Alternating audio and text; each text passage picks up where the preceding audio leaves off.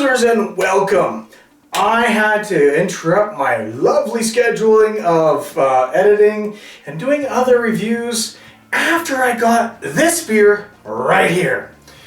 Yes, Big Rock has done it again. They've made me excited for another beer.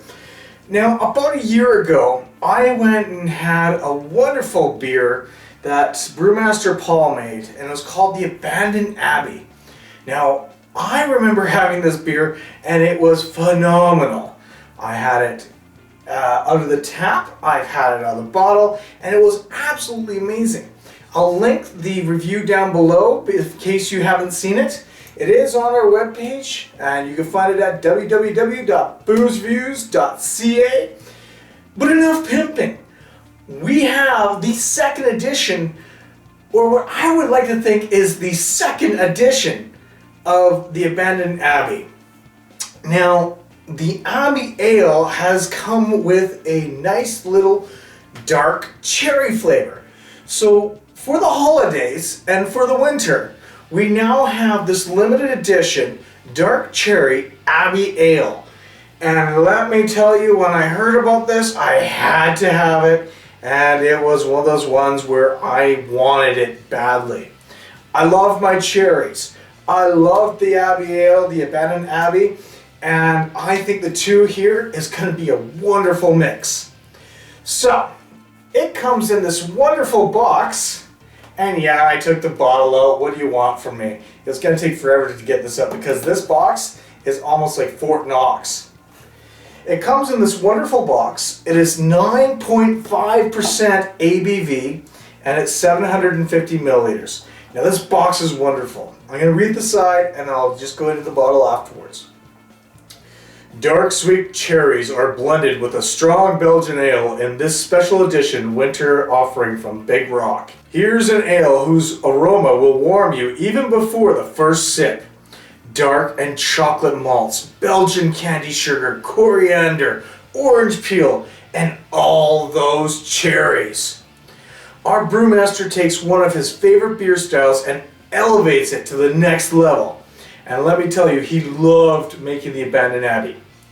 Share this with one of your friends or enjoy it on your own wintry retreat. Well, it's cold outside. It's minus 11 tonight. This actually just came out today, and I'm going to enjoy it by myself. I was also warned that this beer is a sipping beer. I don't sip.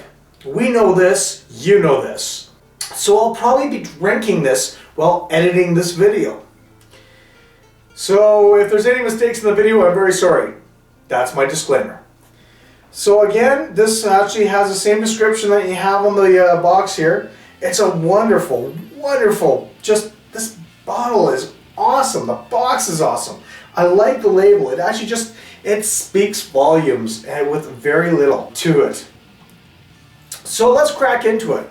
Now apparently he also went out and found some bottles specially made for this. I can see that. This looks like it's actually kind of neat. We've got the cage on the top, and it's got a nice golden top on it. So we're going to pop that sucker off like that. Now, I am not a fan of these corks, because corks and I don't usually get along. However, I've learned some techniques, so let's see if this works. And if I have to, I will take it. That scared me a little. Yep, it's going to be one of those fast forwarding ideas. Oh my goodness. So, I'm going to edit this so it's fast forwards, and we will see you when I get this open. Cheers.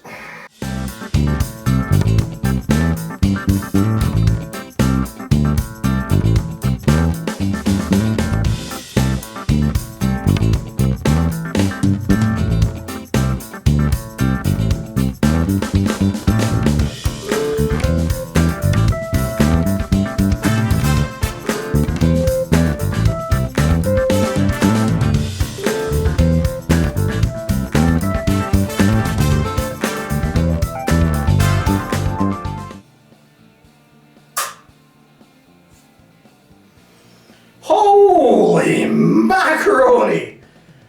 Whew! Alright.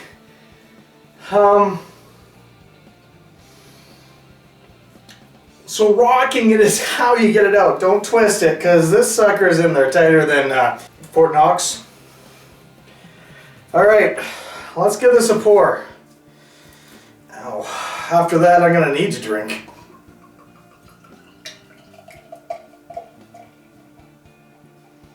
Oh my goodness.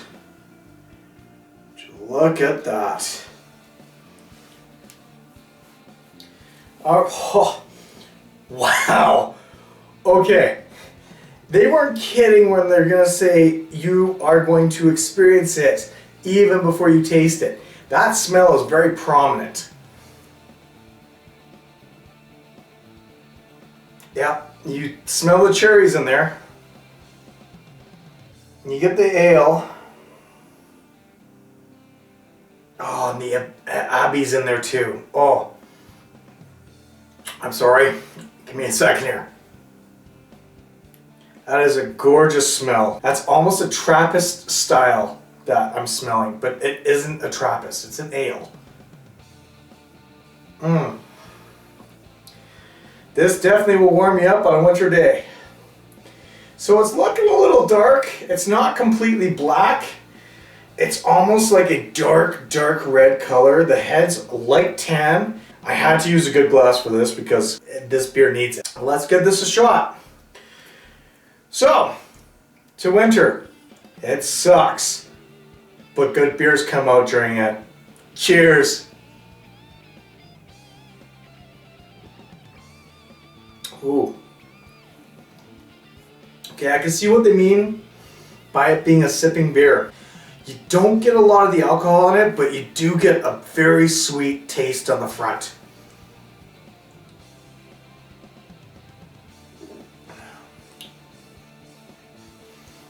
Gets the malts, gets the cherries, but not a lot of cherries. The malts actually take over the cherry taste. The ale that he has, his favorite style, I can taste it in there. But with everything else in there, you do get a small chocolate taste, you do get a small cherry taste. It's almost like drinking a cognac or almost a sherry style. It's got the the sweetness on the front that dissipates, takes a little bit of the bitter on the back taste, and it almost tastes barrel aged, but it hasn't been. It's still, like, the Abbey is still really good.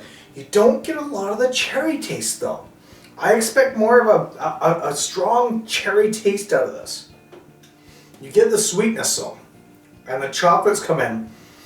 Now they say to pair this with a Black Forest cake, and I can see why. Like, this actually would be beautiful with a Black Forest cake. It's rather good. I can see the pairing be really good where you have a mouthful of the cake and you have some beer and it just melds together quite nicely. However, being a 9.5, 9.5, it doesn't taste like it. It tastes like a 7. It tastes like a 6.5%, 7% beer. And it is sweet, so it is a sipping beer. But it's actually really good. Like, this is a dessert beer. This is what I class as very much a dessert beer. And for a dessert beer, it is wonderful. The sweetness on it, the taste that just disappears and melts your mouth. Like, it really does. It melts in your mouth, and it's really difficult to explain. But it's a different style on its own, which is nice to see. I like seeing different styles. But you smell the alcohol on the smell. It's weird. Honestly, with every sip, it gets better. It really does. And it really starts to come out in it. Yeah, that's that sweetness in the beginning, sort of like a raisin chocolate with cherries in there. It is totally a dessert beer, which is why it's a sipping beer, because it's got a lot to it. Very sweet, but very good. So if you're having this, have this as a dessert beer. And yes, share it with a bunch of people because you may not want to have more than one glass. It's very unique in its own style that you only want to have one glass. The hard part about this is you can't get the cork back in. But it's really good. Like, I would give this a 4 out of 5. It's got its own unique flavor. You don't, like I say, you don't get a lot of the cherries, but you kind of do. It's more of the Belgian chocolates with the malts. Everything is blended together. So it's blended together quite well. So it's molded together like a Black Forest cake in a glass. And that I like to, I love my Black Forest cakes. So it is sweet, it is good. So honestly, pick this up if you find it. It will warm you up on a nice winter day like what's outside right now. Have it, share it with some friends. Drink it. Oh God, I could just see myself drinking it around a fire, like a nice hearth fire inside, or a gas fireplace now, because that's what the end thing is to do. And just enjoy the fire and each other's company and enjoying this glass. Like, this is a company beer. Like, you want to have company with you and enjoy it. And this is something that I think would be good to share with a few friends. Anyway, folks, I'm glad I got this. This is a really good beer. It's not as good as the Abandoned Abbey, but it's up there. The Abandoned Abbey was amazing. It was outstanding on its own. Throw some cherries in there, throw some other stuff. It's still really good. It's like having a Black Forest cake, as I've said multiple times, in a glass. I'm PK, saying cheers, stay frosty. And I think I'm going to go make a fire and just enjoy this in front of the fire. And yes, have it out of a tulip glass. It makes it feel that much more sophisticated. We'll talk to you again real soon. Have a good night.